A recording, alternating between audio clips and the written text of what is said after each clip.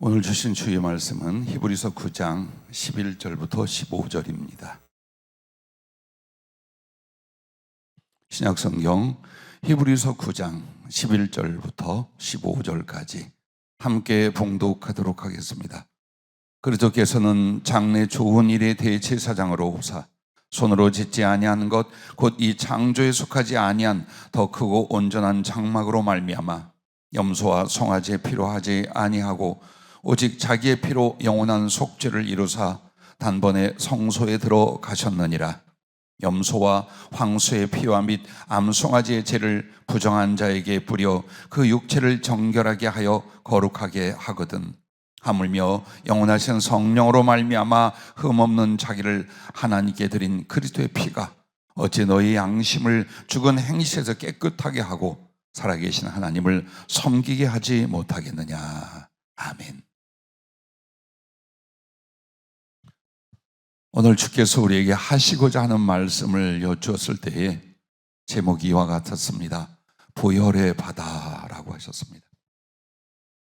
한 주간 묵상하고 기도하는데 요즘 성령께서 강력한 은혜를 매일 밤 부어주고 계십니다.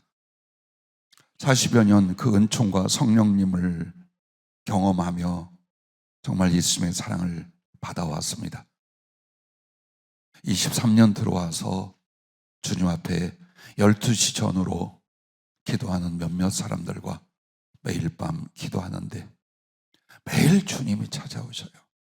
그리고 성령을 더하시고 가르치실 말씀과 주실 당신의 사랑과 되어질 일들과 우리가 어떻게 준비하여 하나님 나라를 위하여 헌신해야 될지 말씀과 거룩한 비전으로 그리고 성령 부어주심으로 매일 같이 하십니다. 이 보혈의 바다라는 말씀도 주님이 주셨거니와 어제 새벽까지 보혈의 바다가 무엇인가를 친히 보여주고 체험케 하고 그리고 성경으로 연결하여 가르쳐 주신 그 말씀과 간증들입니다. 요한계시록을 이미 나와 있는 모든 주석이나 참고서들이 보편적으로 설명하고 해석해 놓은 것은 넘어가려고 합니다. 그러나 2000년 동안 풀지 못하고 알지 못하고 더 깨닫지 못한 수없이 많은 것이 성경 전체와 그리고 요한계시록에 가득합니다. 이것을 위하여 주님 앞에 기도하면서 올 1년 동안 그 요한계시록의 모든 장면들과 의미와 하나님의 뜻과 그리스도의 마음까지 날마다 받고자 합니다. 그리고 메모하고 정리해서 강해를 거쳐 책을 내라 하신 대로 그렇게 하려고 하고 있습니다. 요한계시록 4장에 보면 사도 요한을 성령의 감동으로 하나님의 보좌를 보게 만듭니다. 한 장을 할애하는 것 같지만 우리가 그토록 사모하는 천국의 가장 지존하시고 지구하신 하나님의 본체가 거하시는 보좌, 그것은 딱 한 줄로 나옵니다. 벽옥과도 같고 홍보석과도 같고 무지개가 둘린 녹보석과 같더라. 이게 다입니다. 그리고 그 보좌 주변에는 24 장로들이 흰옷을 입고 금면류관을 받았으며 소위 말하는 내 생물 천사들이 보좌 주변에서 하나님을 찬양하고 있습니다. 그리고 그 보좌 밑에는 수정 같은 유리 바다라는 것이 나옵니다. 성경에 딱 2번 나옵니다. 그런데 이 보좌와 유리 바다 그리고 천사들에게 1달 반 동안 주님이 보여주시고 가르쳐주고 계십니다. 두렵고 행복하고 무섭고 사랑스럽고 날마다 그런 시간을 갖습니다. 그런데 오늘 계시록 4장 6절에 보면 그 하나님의 본체가 거하시는 보호자 앞에 수정과 같은 유리 바다가 있다라는 말씀이 나와요. 이에 여러 가지 해석과 또 거룩한 기능이 있습니다. 그런데 먼저 이 유리 바다는 하나님 보호자로부터 나오는 생명수의 강이 천국 전체를 흘러갑니다. 그리고 그 생명수의 강은 성령으로 말미암아 사모하는 자들의 뱃속에서 흘러넘칠 것이라고 요한복음 7장에 말합니다. 그런데 하나님의 보좌로부터 생명수 강이 어떻게 흘러나오느냐? 꼭대기일까? 중간일까? 밑일까? 왼쪽일까? 오른쪽일까? 아닙니다. 하나님의 보좌를 또 받들고 있는 것이 바로 수정 같은 유리 바다입니다. 아주 맑고 투명하여 수정 같다 하는 것이고, 유리 바다라 하는 것은 사실 또다시 맑은 것을 가리켜 말하지 않습니다. 2000년 전에도 유리는 보석으로 들어갔습니다. 근데 그 유리가 유리창의 맑음보다는 색을 넣어서 여러 가지 색을 만들어 비칠 수 있는 것들이었습니다. 즉 하나님의 영광이, 그리고 무지개가 하나님의 보좌에서는 7색이 아닙니다. 그것은 현대에서 만든 것이고, 하나님의 보좌에서 많은 무지개는 제사장의 가슴에 있는, 그리고 새 예루살렘 성의 기초 보석으로 되어 있는 12가지입니다. 그런데 그 12가지의 보석 빛이 이 수정 같은 유리 바다를 비춥니다. 보석의 빛이 혹은 밤하늘의 별빛 같고 태양빛 같은 그 보석 같은 빛들이 수정 같은 유리 바다를 반사하여 하나님의 보좌 앞에 얼마나 아름답게 빛나는지 모릅니다. 바다라 하는 것은 성경에서 이 태양들을 말하는 것이 아닙니다. 이스라엘 히브리 문학에서는 바다라고 하면 물이 많으면 전부 다 바다라고 했습니다. 그래서 갈릴리 바다, 사실은 호수예요. 사해 바다, 조그만 호수예요. 근데 바다라고 하는 건 그들의 표현 방식이에요. 즉 어마어마하게 많은 물들이다라고 할 때 바다라고 말합니다. 그런데 왜 이것을 보혈의 바다라는 말씀 속에 여러분에게 설명을 하고 있느냐면, 이 수정 같은 유리 바다의 첫째는 바로 수정과 같이 맑은 생명수의 강이라고 계시록 22장 1절에 나오는데, 생명수의 강이 여기서 흘러나갑니다. 그래서 천국 전체에 생명수의 강이 흘러갑니다. 즉 한마디로 생명수의 강의 발원지는 하나님의 보좌입니다. 그러면 이 수정 같은 유리 바다는 수원지입니다. 생명수의 강의 수원지가 되고, 거기에서 이제 생명수의 강이 천국 전체와 심지어는 우리들의 가슴에까지 흘러오고 있습니다. 그런데 또 이 수정 같은 이 유리 바다는 보좌의 경계입니다. 하나님의 보좌가 하늘나라 전체를 가리켜 말하는 게 아닙니다. 여러분과 내가 알듯이 주님께서 그 제자들이 모든 고난과 시험을 주님과 함께 합니다. 생명과 존재를 다 바칩니다. 그들에게 주님이 그들이 함께 주님 보좌 우편에 같이 앉을 것을 말합니다. 이 말은 하나님 나라 전체를 하나님의 보좌라고 말하는 게 아니며, 하나님 나라에서도 가장 지고한 거룩한 영광, 즉 하나님은 모든 것 가운데 충만히 계시지만 당신의 본체적 거룩한 구별이 있습니다. 거기가 바로 하나님이 계신 보좌입니다.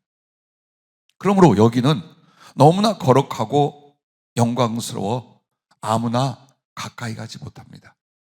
허락된 영혼들만 이 수정과 유리 바다를 건너 하나님 보좌 앞에 도달하며 거기에 거하며 하나님의 사랑과 영광의 존재로 같이 할 수 있습니다. 그러지 않고 구원을 받은 이들은 그 수정 같은 유리 바다 건너편 쪽입니다. 상상할 수 없는, 비교될 수 없는 영광과 사랑의 위치인데, 그래서 여러분에게 거듭 수없이 오랫동안 성령은 그런 말씀을 하셨습니다. 겨우 천국에 들어가기를 사모하지 말고 하나님 보좌 앞에 나가기를, 하나님의 보좌 우편에서 그리스도의 영광을 보며 그분과 영원한 사랑과 영광과 그리고 함께함으로 영생하기를 사모하라고 하는 말씀입니다. 그런데 이 하나님의 보좌는 그럼 천국 내에서 어디까지냐? 어디까지가 하나님의 보좌고 또 나머지가 천국 모든 장소이냐라고 할 때에 이 수정 같은 유리 바다가 있는 곳까지가 하나님 보좌예요. 여기는 경계입니다. 그래서 허락되지 않은 영이 여기를 절대로 건너갈 수가 없습니다. 천국은 자유롭고 내가 원하는 대로, 그렇지 않습니다. 거룩한 질서, 진리의 질서가 정확한 곳이 천국입니다. 그러므로 여호와의 불이 강림했을 때에 절대로 이스라엘 백성들이 돌격하고 가까이 오지 못하게 합니다. 그리고 그들 사이에 구름이 끼어서 하나님을 멀리서 보며 그 거룩한 음성을 들어도 해함이나 위험이 오지 않게 구름이 젖어 있습니다. 그런데 그 수정 같은 유리 바다는 위에서 보면 물이에요. 맑은 물이에요. 거기에 하나님의 영광이 쫙 반사되고 비쳐 너무나 아름다웠어요.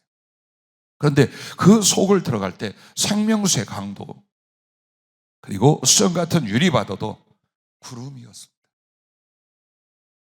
이 세상의 물처럼 물결치고 물이 들어왔네, 마셨네 하는 것 그렇지 않아요. 구름이었어요. 주님이 타고 오시던 구름, 여호와의 영광에 불이 임할 때에 거기에 빽빽하게 나는 쉐키나 영광의 구름, 이게 전부 다 수정 같은 유리바다 그 본질과 같은 것이에요. 그래서 그 구름이 올 때는 하나님의 본체가, 하나님의 보좌가 임하고 있다는 것입니다. 그래서 구름으로 그리스도 예수 그리고 여호와의 불을 감싸 그렇게 오십니다.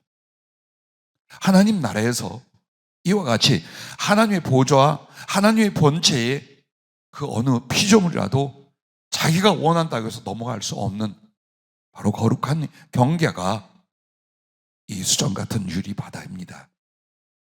만약 여러분이 그리고 제가 소위 그토록 삼은 하나님 보좌 우편에 거하게 됐다, 24장로들 반열에 들게 되었다, 최고의 영광과 상급과 사랑을 받는 그 주님의 우편에 가게 되었다면 반드시 이 수정 같은 유리 바다를 통과해야 됩니다.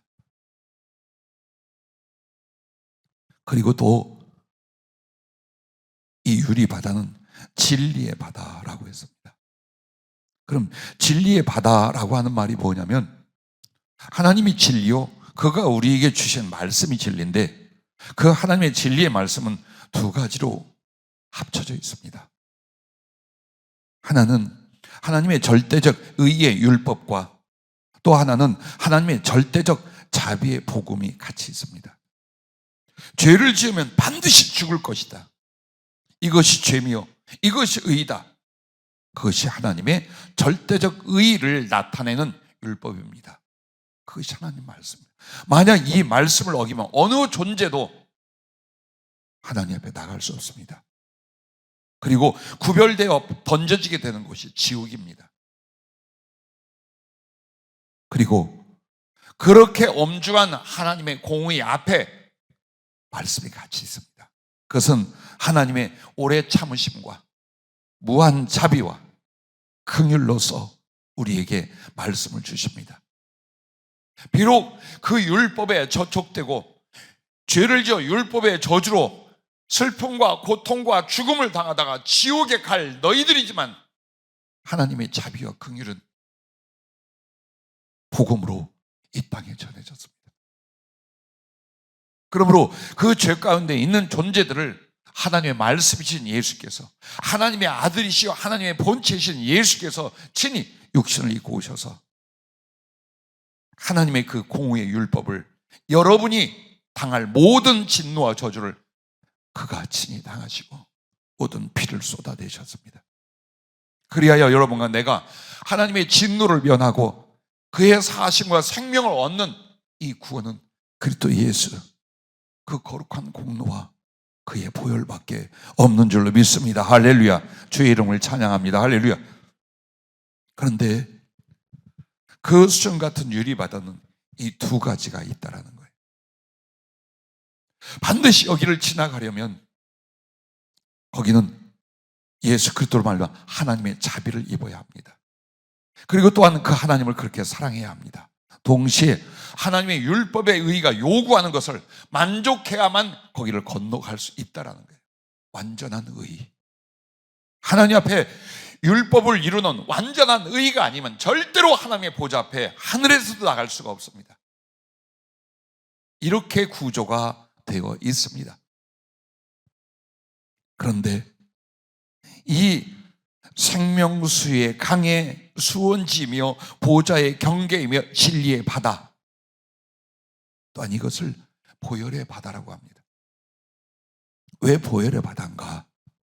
거기는 예수 그리스도가 당하시고 이루신 것이 그대로 그곳에 있습니다. 한마디로 하나님은 절대 의의를 요구하십니다. 그것을 그리스도 예수께서 우리를 대신하여 감당하시고 이루셨습니다. 그리고 그 하나님의 자비와 사랑을 또한 예수님이 몸소 우리에게 자기의 목숨을 내어주시며 이루셨습니다. 자, 주님과 그 보좌가 이 지상에 내려온 일이 있습니다. 십자가입니다. 십자가는 로마 병사들에 의하여 사형을 당한 그냥 사형틀이 아니었습니다. 그곳에 하나님의 본체이신 여호와 하나님이신 그리스도 예수께서 오셨습니다. 그리고 그 몸을 갈갈이 다 찢어서 우리의 생명 양식이라 사지와 머리와 등과 그리고 마지막 심장에 고여있는 피까지 다 쏟으셔서 우리에게 삶과 사랑과 생명으로 내어주셨습니다. 거룩한 상상을 해보십시오. 그 하나님의 본체신 그리스도 예수께서 이 땅에 오셔서 십자가에 달리셨습니다. 그러면 그 몸에 피가 달려있는 동안 쏟아지고 다 쏟아질 것입니다. 어디로 쏟아졌겠습니까? 그의 발밑입니다. 십자가의 밑입니다. 그렇다면 하나님의 보좌의 발밑, 발등상, 하나님이 계신 그 보좌의 밑은 바로 수정 같은 유리바다입니다.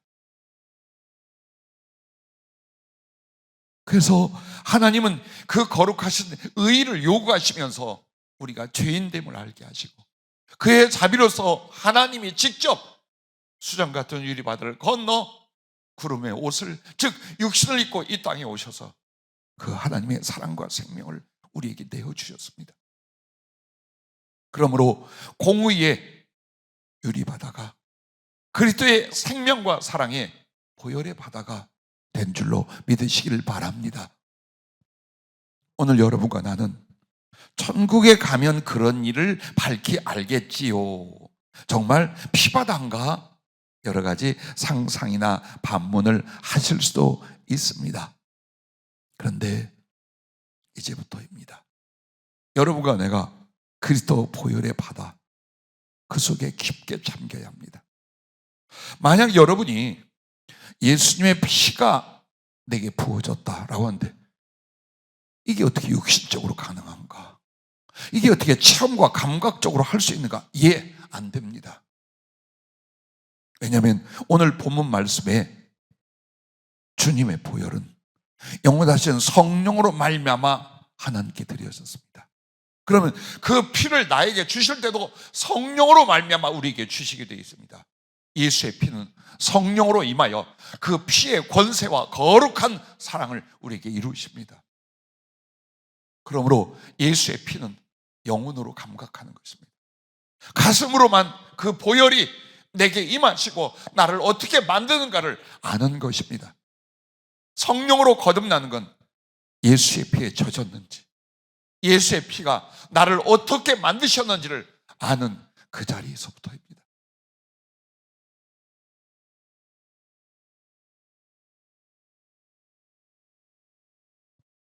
그러므로 여러분과 나는 거룩한 여행을 가야 합니다.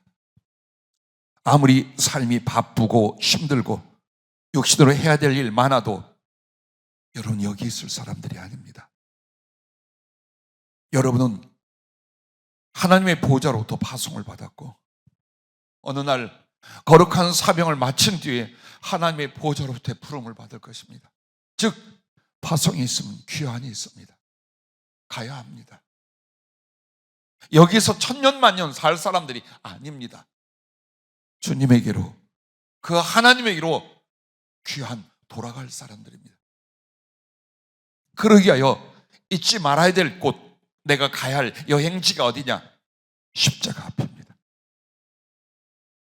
여러분은 어디에서 거듭나신 줄 압니까? 어디서 예수를 믿게 된 줄 아십니까? 기억을 더듬어 보십시오. 십자가, 그 십자가에서였습니다. 그러므로 여러분과 나는 영원토록 주께서 부르시는 그날까지 해야 할 일이 있습니다. 해야 할 은총이 있습니다. 십자가에 입맞추라 라고 하셨습니다. 상상해 보십시오. 여러분 눈에는 강단의 십자가 보일 것입니다. 거기 그리스도 예수 우리 주님을 보십시오. 양 손바닥에 창날 같은 큰 대못이 박혀 있고 손목이 묶여 있을 것입니다. 발이 비틀려 겹쳐서 발목 접히는 부분에 또 그 창날 같은 쐐기가 박혀 있을 것입니다. 가시관이 보일 것입니다. 몽둥이로 때려박은 예수님의 그 머리 위에 가시관에 주님의 머리칼 한올을 통해 피가 흐르는 게 보일 것입니다. 상하신 얼굴도 여기저기에 찢겨나갔고 피는 계속 쏟아질 것입니다. 온몸에 갈쿠리 같은 채찍으로 살점이 다 에워져 있고 얼마나 많이 맞고 얼마나 많이 고문을 당하셨는지 그 살점은 여러분 팔 밑에 쏟아져 있고 주님의 몸은 피로 덮여 있을 것입니다.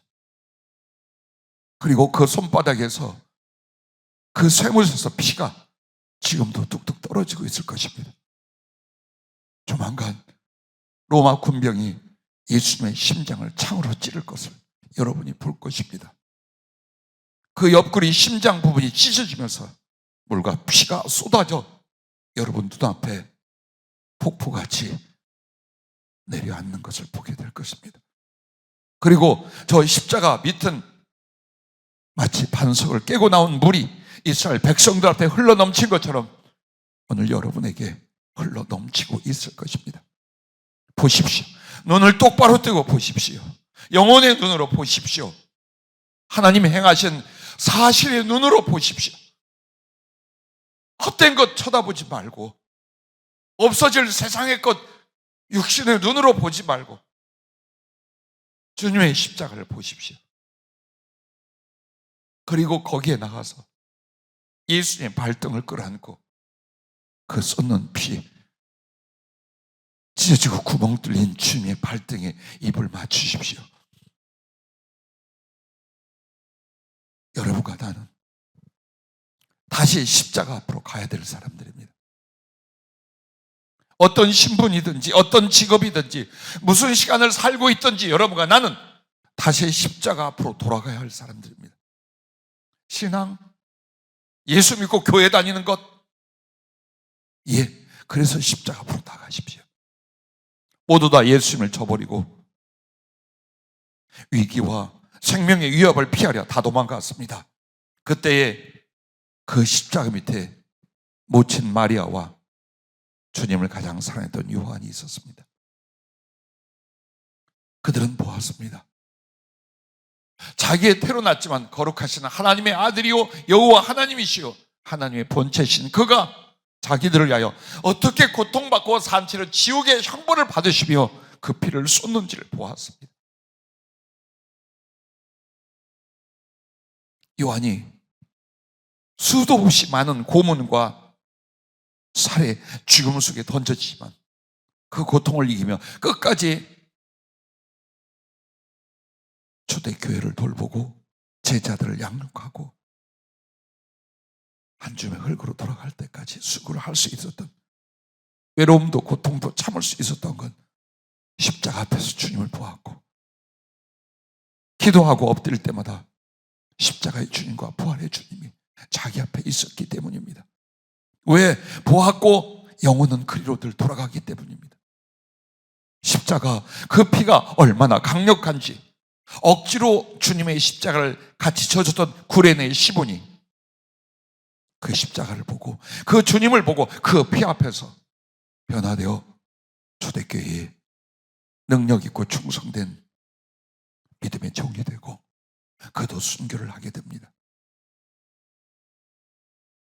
여호와 하나님과 상관없고 예수 그리스도를 멸시했던 그 고문과 십자가의 처형을 책임졌던 로마 백부장이 끝까지 따라다녔습니다. 그리고 흘리시는 주님의 보혈, 그리고 그 위대하신 그 모습과 말씀 앞에 백부장이 마지막 고백을 합니다.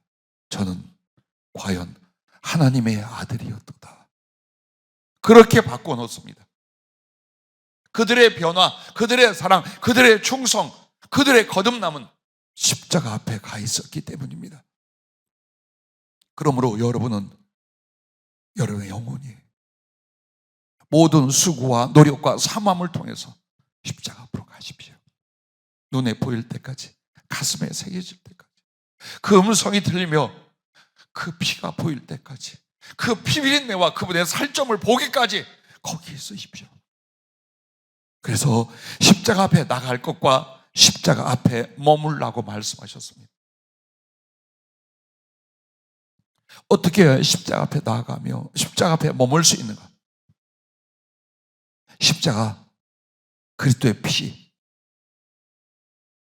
그것의 주제와 지혜로서 기도하는 것입니다. 묵상하고 주님과 시간과 교제를 깊게 계속하는 것입니다. 기도한다고 나와서 주님, 여차저차 일이 필요하고 여차저차 물질이 필요하고 여차저차 건강이 필요합니다. 아시지요? 아멘. 이렇게 수십 년을 살았어요. 십자가 없었어요. 그 기도와 졸다 깨다 하는 그 예배는 전혀 십자가를 볼 수도 느낄 수도 없었습니다. 만약 그런 식으로 교회를 다니는 크리스찬이 있다면 그가 십자가를 그림으로 그릴 수 있겠습니까? 그 피가 내게 무엇을 어떻게 하셨는지를 간증할 수 있겠습니까? 절대 없습니다. 그래서 오늘 여러분과 나에게 다시 보혈을 받아 십자가 앞으로 나가라는 것입니다. 기도할 때, 주님을 생각할 때 모든 것을 십자가를 통해 보는 겁니다. 그리고 그 피를 주제로 묵상하며 기도하며 그 사랑을 간구하며 깨닫기를 원하며, 나 그 피로 인하여 다시 내가 어떻게 나도 나의 피로서 그리스도를 사랑할 것인지, 그 말씀과 기도 생활입니다. 십자가 앞에 나가라, 십자가 앞에 머물라라고 한 말은 바로 그것입니다. 아무리 피곤하고 힘들어도 엉금엉금 기어서라도 십자가를 만지려고 하는 겁니다. 흐르는 그 피를 만지려고 하는 겁니다. 저 주님에게 입 맞춰 드리려고 하는 겁니다. 이 가슴, 내 속에 있는 모든 사랑을 피를 쏟듯 쥐어서 주님 앞에 나가는 그 기도, 그 사모함, 그 가슴, 이게 계속되게 하는 겁니다. 주님의 피, 보혈에 젖어서 주님과 깊은 사랑의 교제로 들어가고 또 그 은혜의 시간을 여러분이 사랑하는 것을 가르쳐 바랍니다.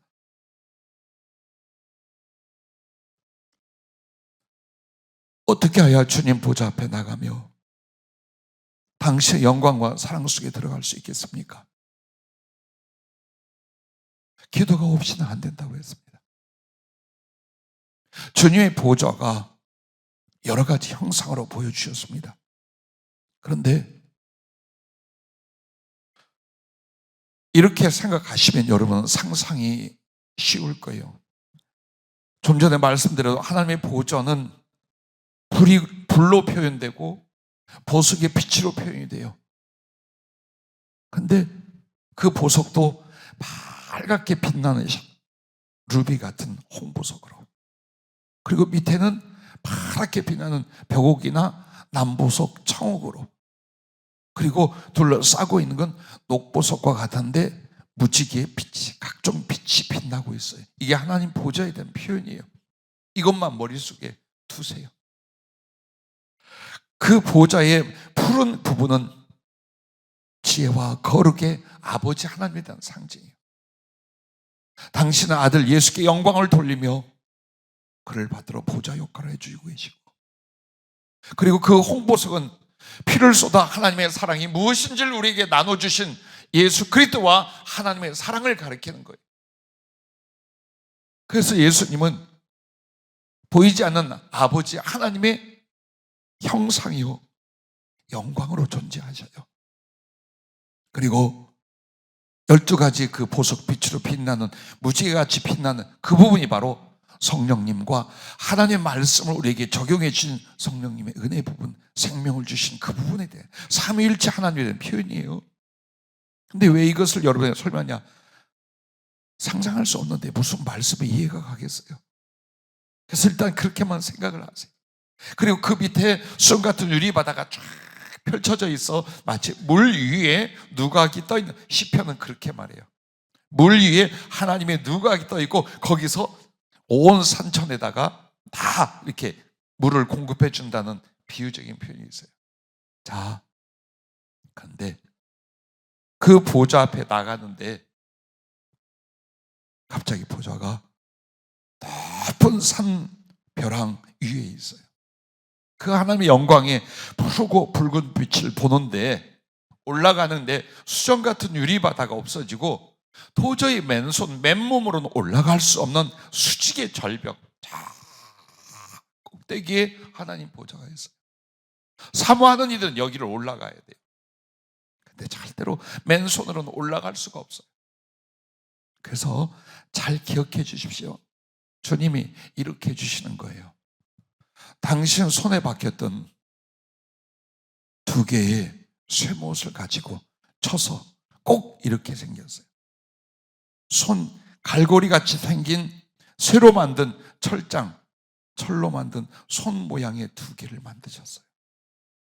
그리고 그 끝에 줄을 묶는데 주님이 십자가에서 죽으시고 장사 지냈을 때에 입혀드렸던 세마포, 그 세마포 옷을 주님이 찢어서 엮어서 줄을 만들었어요. 그리고 허리에다가 칭칭 동여매 주셨어요.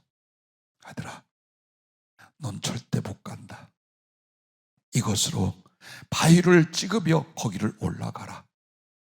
그리고 보좌 앞에는 절대로 너 혼자는 못 간다. 나의 십자가를 져. 나의 십자가를 지고 기도의 2 손으로 그 주님의 보혈이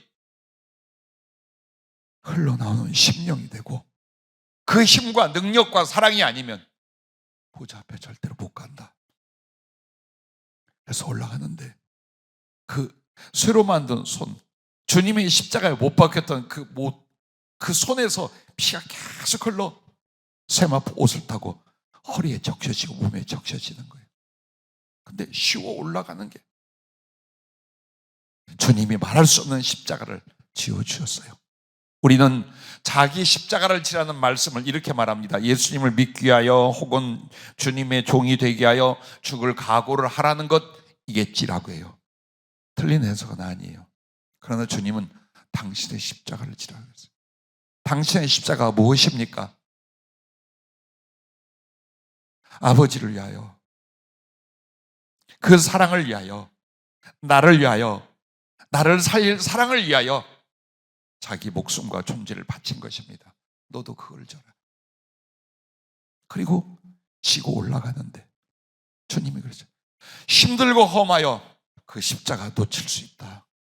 그럼 멜빵을 멜까요? 줄로 묶을까요? 어떻게 할까요? 아니, 마지막 3번째 못으로 십자가를 뚫어 네 몸에다 박아라. 절대로 떨어지지 않도록 네 몸에 박아라.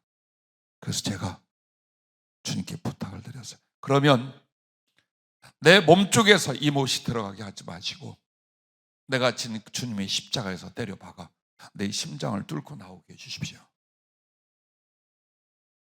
왜 그렇게 했느냐면, 못 대가리 쪽은 어찌할 수 없지만 나오면 이걸 갈라서 7가닥으로 나눠 갈구리처럼 만들어 절대로 빠질 수 없게 하고 싶었어요.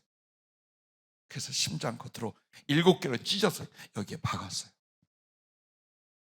그리고 십자가를 지고 그 손이 기도래요.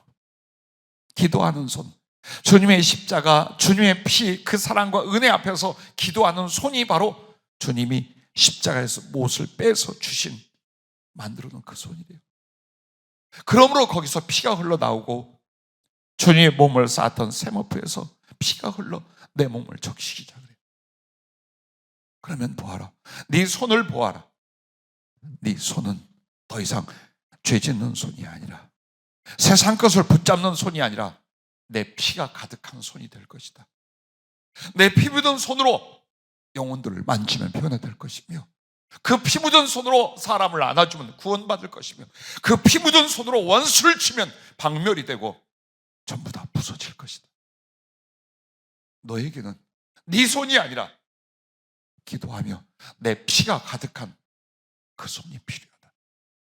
하나님의 보좌는 그 기도, 주의 보혈을 흐르는 그 기도의 손으로 기어서 올라가는 것이다. 그러면서 왜 그 끈을 만들어 주셨는가? 주님이 장사 지낸 것처럼 나도 주님과 함께 십자가에 못 박히고 주님과 함께 장사 지내어 떠나지 말라. 주님 앞을 떠나지 마라. 십자가 앞을 떠나지 마라. 피가 너를 다 적실 때까지, 육신의 피가 다 빠져나가고 그리스도의 피가 네 영혼, 네 몸 전체에 채워질 때까지 십자가 앞에서 떠나가지 마라. 너는 거기에 있어라. 아무리 바쁘고 힘들어도 주님의 피가 네 안에 가득 찰 때까지 그 기도의 손으로, 그 주님의 무덤에 함께 장사 지낸 것처럼 그렇게 머물라는 말씀이었어요. 이것은 여러분과 내가 가는 길이에요. 지혜 있는 사람은 적용할 겁니다. 그러더니 주님이 십자가를 지어놓고 하신 말씀이에요. 아들아, 이 십자가를 미워하고 싫어하는 사람들이 얼마나 많이 침을 뱉고 돌을 던졌고 발길질하며 채찍질을 했는지 모른다. 너도 내 십자가를 지고 가면 나에게 했던 것처럼 돌을 던지고 침을 뱉고 말할 수 없는 고통과 괴로움으로 너를 짓밟을 것이다. 그래도 괜찮겠느냐 그래. 근데 정말 가슴속에 주님이 물어보는데 막 뜨거운 것이 올라와요. 주님, 부족하지만 그렇게 산다고 살았고 그게 제 소원입니다. 주님을 위해서라면, 주님과 함께 한다면 침뱉음을 당하고 짓밟힘을 당해도, 채찍을 맞아도, 어떤 고통과 괴로움 속에 죽임을 당해도 나는 괜찮습니다. 주님 울지 마세요. 계속 울고 계셔. 울지 마세요. 주님, 난 그렇게 하겠습니다. 난 그렇게 할 수 있습니다. 주님. 그런데 정말 돌멩이가 날아오고 채찍이 날아오고 발길질을 하고 창을 던지고 심지어는 불을 던지는 사람들. 근데 희한하게 그 쇠 손으로 된 걸, 절벽을 찢고 십자가를 달고 올라가는데 아무리 때려도, 아무리 채찍질을 하고 돌을 던지고 심지어는 불을 던져도 뜨겁지도 않고 아프지도 않아요. 그리고 가슴이 정말 느껴지네. 너무 기쁘고 감동해도 춤을 추고 찬양할 것 같아요. 아니, 왜 이렇게 하나도 힘이 안 들고 이렇게 즐겁고 이렇게 힘이 나고 기쁠까? 하고 십자가를 돌아봤는데 예수님이셨어요. 사명의 십자가가 아니라 주님 당신이 나를 딱 뒤에서 끌어안고, 그리고 때리는 채찍과 던지는 돌과 모든 짓밟음을 당신의 등과 머리로 대신 받고 있었던 거예요. 이게 우리가 사명으로 가는 길. 여러분과 내가 아무리 고생하고 핍박을 받고 힘들 것 같아도 주님이 받고 주님이 함께 계셔.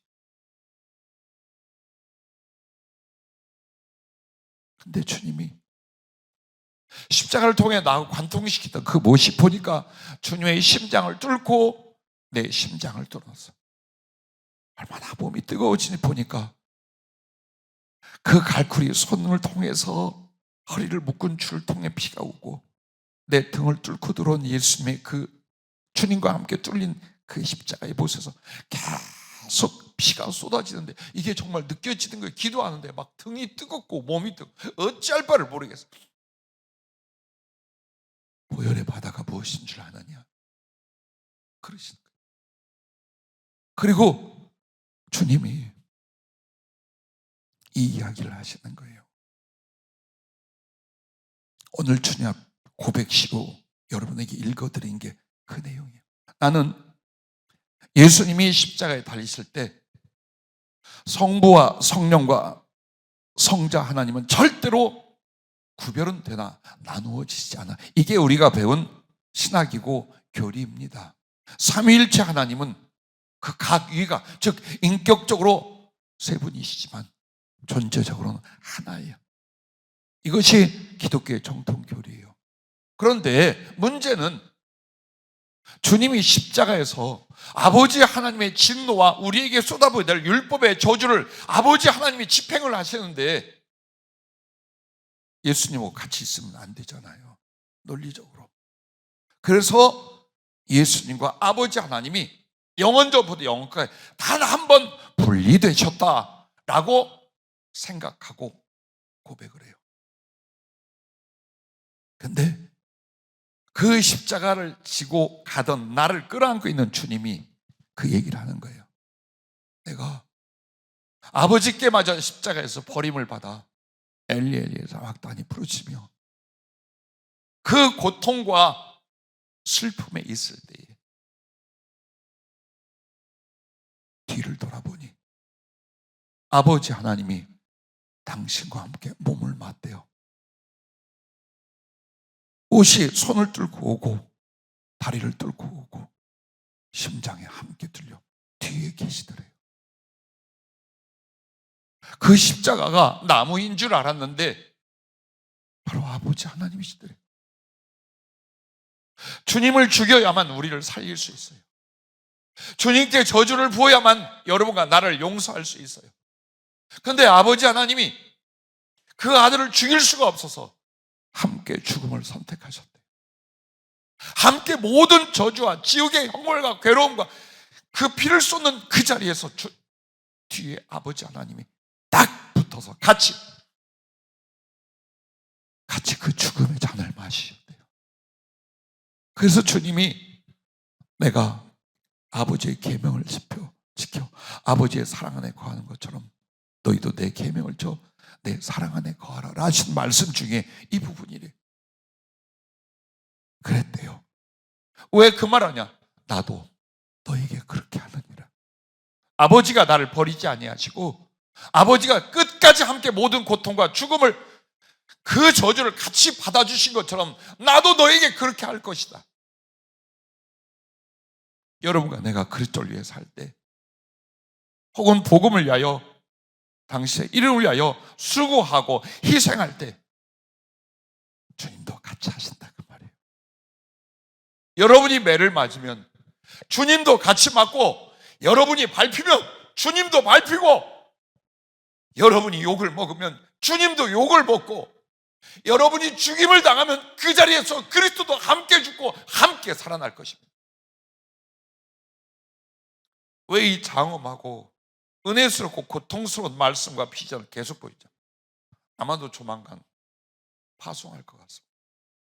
선교지로 복음을 전하러 이 나라 및 이제 어느 곳에 가서 어떻게 할지 모르는데 그 시각이 거의 다가오고 있습니다. 그래서 어떤 지옥의 문이 열린 곳에 가서 복음을 전하고 순교와 핍박에 위험이 있을지라도 담대하라는 것입니다. 왜? 그곳 그 자리에도 주님이 같이 가실 거니까. 끊임없이 말씀해요. 너는 내 용사니라. 여러분 주님의 용사예요. 한 끓을 위하여 세상의 짧은 삶을 위하여 비굴하게 살아갈 사람들이 아니에요. 주 예수 그리스도를 위하여 목숨도 아끼지 않을 그분을 사랑하는 용사들이에요. 강하십시오. 담대하십시오. 우리에게 무엇이 주어질지 몰라요. 복음을 어떻게 전해야 하며 주 예수 그리스도를 어떻게 높여야 하며 과연 우리는 하나님의 나라와 그 일을 어떻게 감당해야 될지 몰라요. 그러나 보내실 거예요. 주님으로부터 그 보좌로부터 여러분과 나는 파송을 받을 거예요. 그리고 그 사랑을 충성으로 이루고 이 육신을 벗은 뒤에 주님 앞에 갈 거예요. 그래서 여러분과 나에게 십자가, 주님의 보혈, 그 사랑, 그 함께하심 거듭 말씀하고 거듭 우리 안에 체험을 주신 이유가 바로 여기에 있는 것입니다. 그래서 여러분과 내가 주님을 사랑하고 영혼을 사랑하고 구원하는 그 사명의 십자가, 곧 그리스도 예수를 우리의 등에 지고, 그리고 주님의 피가 가득한 그 사랑과 은혜에 젖은 기도의 자리로 말미암아 하나님 보좌 앞에 나갈 수가 있는 거랍니다. 예수님의 피가 채워질 것입니다. 주님의 피가 내게 채워지지 않으면 순인간적 생각이 날 것입니다. 삶을 염려하고 세상을 부러워하고 그것으로 웃고 울고 죽고 사는 육신이 나를 볼 것입니다. 만약 여러분 안에 그리스도의 피가 채워지고 있다면 달라질 것입니다. 주님을 볼 것입니다. 그 사랑을 깨닫고 그 사랑을 위하여 삶을 조절할 것이며 삶과 죽음을 여러분이 뛰어넘기 시작할 것입니다. 나도 두려워요. 나에게도 염려가 있어요. 내게도 아쉬움이 있어요. 나도 잔악한 순교의 오랜 시간을 거치는 것 두려워요. 그런데 그 십자가 앞에서 두렵지 않았어요. 정말 가슴 아래에 왔던 모든 삶의 염려와 아픔이, 그리고 순교적 죽음이 요만큼도 두렵지 않은 상태가 오기 시작하는, 오히려 펄펄 뛰기 시작해요. 주님 죽겠어. 주님 보내주십시오. 한마디라도 더 주님을 전하고 한 번이라도 더 십자가를 전하고 필요하다면 내 생명의 피를 쏟게 하십시오. 근데 거기에 어떤 미련도 아쉬움도 염려도 남지 않는 성령에 잡힌 황홀한 상태, 그 감동의 상태에서 바닥을 뒤로 가슴을 쥐어뜯는 시간들을, 주님의 피가 나로 겨우 믿음을 줄 정도로 채워졌다면 여러분은 믿음을 버리지는 못할 거예요. 그러나 모든 생각과 삶의 목적과 방향이 바로 이 현실일 것입니다. 그러나 만약 이렇게 여러분이 기도하며 말씀 앞에 성령으로 말미암아 그 피가 채워져 간다면 여러분은 주님처럼 성소로 들어갈 것입니다. 여러분의 몸은 여기에 있지만 여러분의 가슴은 하나님의 성소, 하나님의 나라에 들어가서 그분과 사랑하며 그분과 의논하며 그분을 위하여 세상의 삶을 조절해 갈 것입니다. 할렐루야.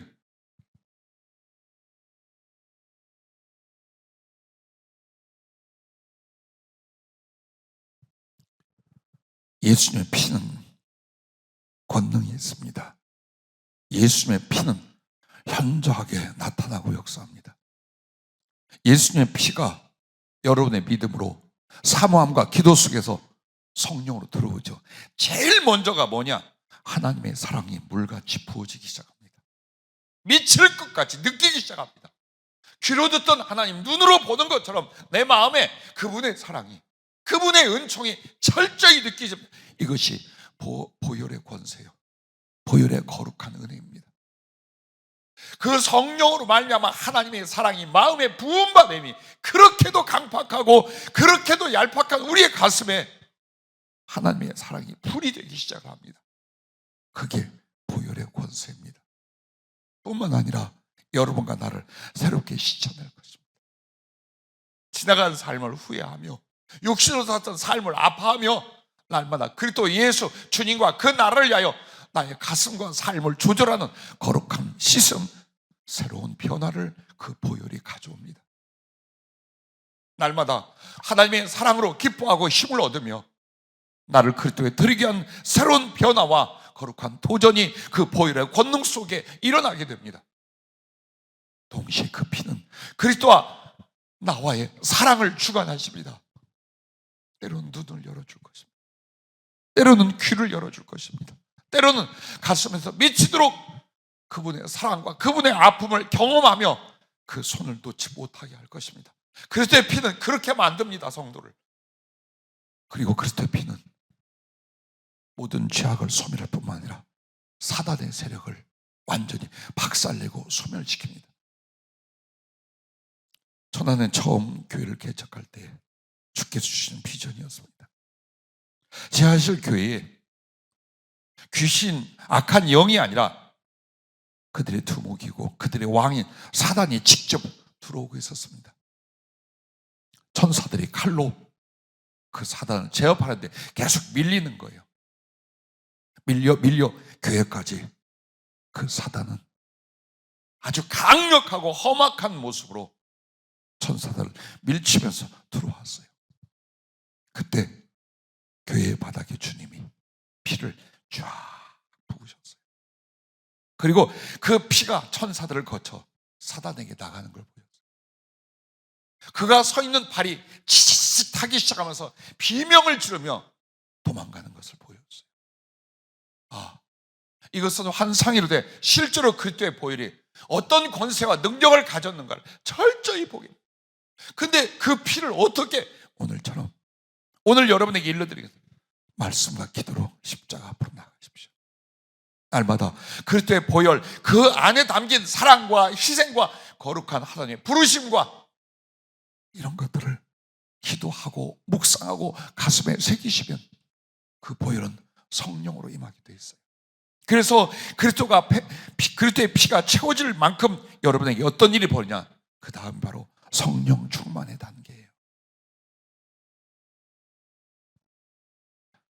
14절 말씀에 하물며 영원하신 성령으로 말미암아 흠없는 자기를 하나님께 드리는 그리스도의 피가 어찌 너희 양심을 죽은 행실에서 깨끗하게 하고 살아계신 하나님을 섬기게 하지 못하겠느냐. 이 말씀을 보십시오. 예수님의 피는 화학적이고 물질적으로 하나님께 드리진 게 아니라 그 뜻이에요. 성령으로 하나님께 드려졌어요. 그렇다면 우리에게는 어떻게 올까요? 그 비릿한 실제 피가 옵니까? 아니지요. 어떻게 옵니까? 성령으로 오는 거예요. 그러므로 그 보혈의 권능과 보혈의 사랑과 보혈의 실존의 능력과 그 모든 은혜가 성령님을 통해 여러분에게 부어지기 시작을 하는 거예요. 내가 예수의 피로 충만하단 말은 곧 그 보혈을 우리에게 가져다주는 성령님으로 충만해지는 거예요. 어떻게 성령 충만에 이르는가를 먼저 말한 거예요. 보아라. 그리스도의 피가 없이는 그 피로 거듭나고 그 피로 말미암아 그 사랑을 알고 그 사랑에 자기를 던지는 사람이 아니고는 그리스도의 영으로 보혈의 성령으로 충만해지지 않는다. 그걸 우리에게 가르쳐 주고 계십니다. 그러므로 보십시오. 생명수의 강이 흘러 우리 안에 들어오는 성령으로 생수의 강이라 표현을 했어요. 그런데 바로 그 발원인 주님 보좌 앞에 유리 같은 수정 같은 유리 바다가 바로 생명수의 수원지라 해서 이는 성령 충만에 대한 것을 우리에게 가르쳐 주십니다. 그리스도의 피가 성령을 보내십니다. 그리스도의 피를 영접하면 그리스도의 가슴을 내 영혼에 새기면 거기서 주신 희생과 은혜와 사랑을 가슴에 두면 하나님의 성령이 함께 여러분에게 임한다는 걸 잊지 마시길 바랍니다. 그래서 성령은 보혈의 권능을 나타내십니다. 나를 깨끗게 하며 거듭나게 하시며 주님을 사랑하게 하시며 복음을 전하게 하시며 하나님과 하나 되게 하시며 부활 영생에 이르게 하십니다. 그렇게 하여 성령으로 점점 충만해지죠. 그리고 그리스도의 피가 내 안에 가득 찰수록 사랑의 사명을 능히 이루게 하신다라는 겁니다. 그렇습니다. 보여준 모든 비전들의 이야기가 뭘 말합니까? 그 십자가, 주님으로 보였던 그 십자가가 바로 하나님을 사랑하고 영혼들을 사랑하고 구원하는 사명이에요. 이걸 근데 네 힘으로는 못할 것이다 이 말이에요. 그렇죠. 얼마나 간사하고 연약합니까? 여러분과 내가 하나님께 작정으로 소원해놓고도 홀딱 뒤집어져. 아무렇지도 않게 주님이고 뭐고 바뀌어. 이게 사람이에요. 나도 그래요. 그러나 변하지 않는 건 내가 십자가를 보았어요. 내가 그 피의 은혜를 알아요. 그 기가 막힌 주님과 아버지의 사랑을 알아요. 흔들리긴 해도 변하지 않습니다. 다시 돌아옵니다. 다시 십자가 앞으로 돌아갑니다. 아무리 많은 유혹이 있고 실패가 있어도 절대로 거기서 거꾸로지지 않습니다. 급히 그 십자가를 아는 사람들은 다시 주님께로 돌아가고 끝내는 주님을 사랑하는 모든 일들과 영혼들을 구원하는 모든 일들 앞에 보혈의 능력이, 성령의 능력이 되어 능히 감당하게 만들어 주신 줄로 믿으시길 바랍니다. 이제 여러분과 나는 파송과 귀환을 아셔야 합니다. 어쩌다 태어났나? 어쩌다 이 교회에 다니나? 나는 지나간 수십 년을 어떻게 살았는지, 그리고 이후에 어떻게 됐는지. 여러분과 나 인생의 비밀이 있습니다. 이 모습으로 태어난 건 엄마 아빠의 사랑이나 실수로 생긴 게 아닙니다. 모든 사람의 영혼은 하나님 보좌에 있었습니다. 그리고 이 세상에 올 때에 우리를 왜 보내셨는지, 무엇을 하다 오게 하는지가 예수님이 모범이십니다. 즉 하나님의 사랑의 사명을 받아요. 그리고 육신을 입고 수정 같은 유리바다를 거쳐서 이 세상에 오셨어요. 그리고 십자가를 통해 하나님의 사랑, 우리를 구원하는 그 사랑을 이루시고 그 거룩한 사명을 마치신 뒤에는 아버지의 부름, 보좌의 부름을 받으시고 승귀하여 돌아가십니다. 우리도 그렇답니다. 우리의 육신보다 영혼이 영혼 전에 이미 하나님 옆에 만들어져 갖고 계셨어요. 그래서 여러분과 내가 한 사람으로 태어날 때 우연한 인간의 생리학적 존재가 아니라 하나님의 영이 그 육체를 허락한 곳에 들어오시 만듭니다. 들어가게 만들어요. 그래서 마치 수정 같은 그 유리바다를 거쳐갈 때 이 모습이 구름으로 나타나요. 그리고 그 구름은 하나님의 본체시나 능히 우리와 사랑하고 만날 수 있는 예수님의 몸을 가리켜요. 그와 같이 우리도 하나님 보호자를 거쳐 이 수정 같은 유리바다를 통해 인간이 되어 이 세상에 보내진답니다. 어떻게 그 하나님의 사랑을 여기서 실현하고 그 사랑을 성취하고 귀환하도록 되어 있답니다. 그게 인간이랍니다. 그러므로 이미 우리는 왔어요. 그리고 우리는 하나님의 말씀과 성령으로 거듭나고 그 보혈의 사랑과 은총으로 그리스도 예수 우리 주님을 사랑하게 되었습니다. 그렇다면 이제 가야 합니다. 너무 아쉬워하거나 세상 일 때문에 너무 미련 갖지 말아요. 언제든지 주님이 애야 이리 와라. 주님 우리 아들과 딸은 어떻게 하고요? 주님 하던 일은 어떻게 하고요? 주님 한이 맺혀 있습니다. 아니요, 그 한 내려놔요. 그 일들, 그 염려들 내려놓아요. 그리고 이걸 염려하세요. 나는 주님의 그 보혈, 그 십자가의 사랑으로 거듭났는데, 구원을 받았는데, 나를 이 세상에서 그 주님께 받은 사랑을 실현하고 돌아오라고 하셨는데 난 어디까지 왔는가? 난 무엇을 했는가? 내 이 나이 동안 정말 하나님에 대한 사랑, 그 하나님에 대한 사랑을 이 땅에서 어떻게 실현한 진실, 그 부분이 있는가? 주님과 나의 사랑의 추억은 내게 있는가? 꿈은 내게 있는가? 사랑했던 실제는 무엇인가? 이걸 여러분이 생각하며 두려워야 돼요. 그걸 염려해야 되는 거예요. 사는 것이 아니라. 그리스도의 피가, 주님의 성령이, 생명수의 강이 하늘에서 왔다면 다시 하늘로 돌아갑니다. 그 거룩한 피와 성령으로 생명수의 강으로 우리 안에 채워 사랑을 주고 구원을 주고 사명을 주셨다면 나도 이 생명수의 강을 따라 그리스도의 피를 따라 그분에게 돌아갑니다. 돌아갈 것입니다. 그러므로 주님이 이 세상에 우연히 한 인간으로 태어난 게 아니에요. 하나님의 사랑을 이루고 돌아오라는 거룩한 파송이었어요.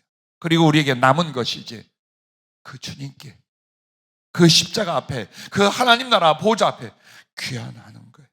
여러분은 하나님의 군대요, 여러분은 하나님의 용사요. 사명을 마치는 그날 가장 큰 사랑의 기쁨과 당신을 향한 사랑의 추억을 가지고 주님 보좌 앞으로 돌아가야 될 사람들입니다. 그 보좌 앞에 나아갈 때 수정 같은 유리바다를 건너고자 한다면 하나님의 음성, 그 수정 같은 유리바다에 질문이 나온답니다. 그 7가지 질문이 뭐냐? 너는 나를 누구보다 더 사랑했느냐? 둘째, 어린 양의 신부로서 정절을 지켰느냐? 셋째, 너는 세상 영혼들을 위하여 무엇을 하였느냐? 넷째, 너는 복음을 위하여 목숨을 드렸느냐? 다섯째, 너는 하늘을 사모하여 세상을 버렸느냐? 여섯째, 나의 사랑으로 네 영혼을 채웠느냐? 마지막 7째, 너는 보좌 앞에 피어들인 분향이 되었느냐? 이 질문에 대하여 영혼으로 양심으로 대답하는 사람은 거기를 통과해서 하나님 보좌 우편, 그 사랑, 그 영광에 거하게 된다라고 했습니다. 자, 말씀을 마치면서 여러분에게 하나 말씀드립니다. 수정 같은 유리 바다를 통과하지 못한 어느 존재도 하나님 보좌 앞에 그 우편에 가지를 못합니다. 그런데 그 수정 같은 유리 바다는 여러분과 나에게 무엇이라 했어요? 또한 진리의 바다요. 그러므로 여러분과 나 그 사랑을 요구하십니다.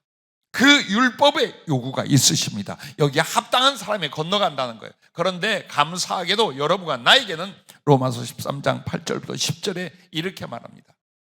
사랑을 행하는 자는 율법을 완성했느니라. 그러므로 사랑은 율법의 완성이냐. 이 말씀을 들고 가는 거예요. 주님 앞에 갈 때.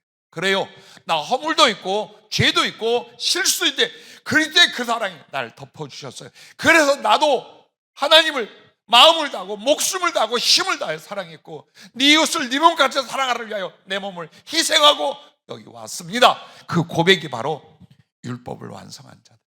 사랑은 율법의 완성이니라.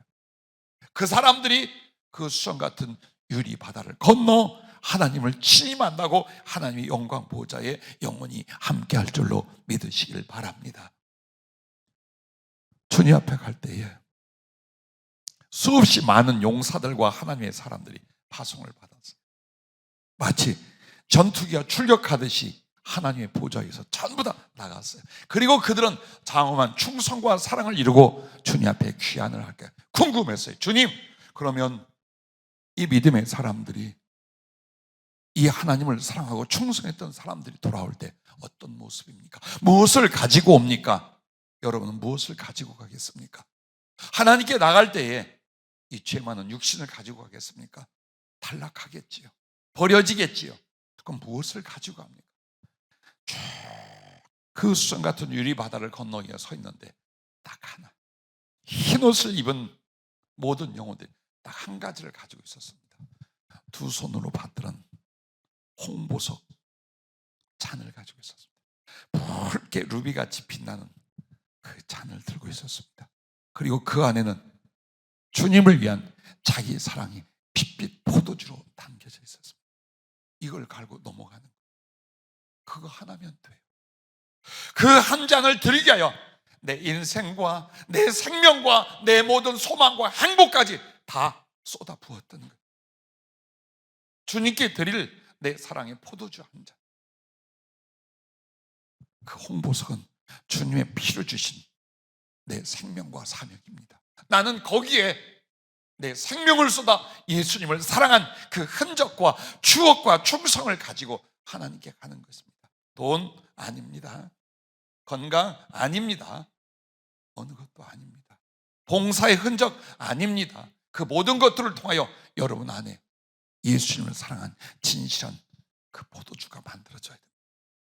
그걸 가지고 수영 같은 유리 바다를 건너가 우리 주님께 드립니다. 주님은 희고 빛나는 빛처럼 계셨어요. 그런데 하나씩 받았어요. 그 사랑의 빛빛 포도주는 주님의 심장과 폐부로 마셔 들어가기 시작했어요. 그리고 그 홍보석은 그 수정 같은 유리바다를 건너 주님 보좌 앞에 온 사람들이 전부 다 주님께 드려 주님 그 형상에 붙여드리고 장식하기 시작했어요. 그리하여 요한계시록 4장 3절에 나오는 하나님 보좌, 그 남보석 청옥 같은 위에 홍보석으로 작은 인자 같은 형상이 있는데 예수님의 모습이 그 붉은 보석 빛으로 빛나는데 이것이 바로 우리가 주님을 사랑하여 영광을 돌려드린 모습이다라고. 그리고 우리에게 주실 것은 주님 당신이요, 아버지와 주 예수 그리스도 주님, 바로 그분이 우리의 분기심이요, 우리의 영광이며 우리의 영원한 사랑이 될 것입니다. 여러분의 관심이 아직도 욕심과 세상에 있다면 오늘 설교는 안 들어갈 것입니다. 아니, 뭔지도 모를 것입니다. 무슨 얘기를 했는지도 모를 것입니다. 그러나 그리스도를 사랑하고자 했다면, 주님의 십자가를 최소한 가슴에 두었다면 우린 영원히 잊지 않을 것입니다.